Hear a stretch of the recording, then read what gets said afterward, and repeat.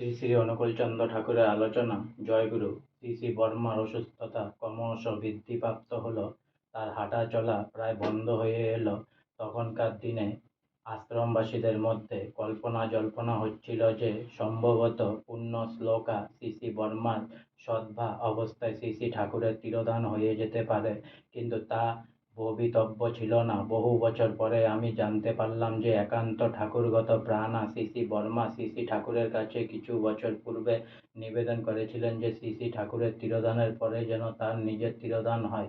কারণ শ্রী শ্রী বর্মার তিরোধান যদি আগে হয়ে যায় তাহলে শ্রী শ্রী ঠাকুরের অনেক কষ্ট হবে, সেবা যত্ন তত্ত্বাবধানে ত্রুটি হতে পারে। অত্যন্ত অসুস্থ অবস্থার মধ্যেও শ্রী শ্রী বর্মা শ্রী শ্রী ঠাকুরের নিত্যকার খবরাখবর নিতেন।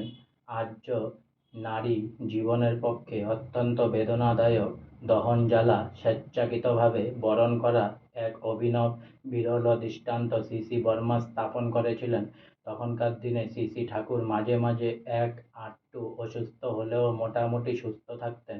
এমনকি তার মহাপ্রাণের পাক দিবসে তিনি মানিকপুর পরিক্রম করে এসেছিলেন। সবাইকে স্তম্ভিত এবং আশ্চর্যান্বিত করে অত্যন্ত প্রত্যাশাসিতভাবে শ্রী শ্রী ঠাকুর অমৃতলোকে যাত্রা করেছিলেন।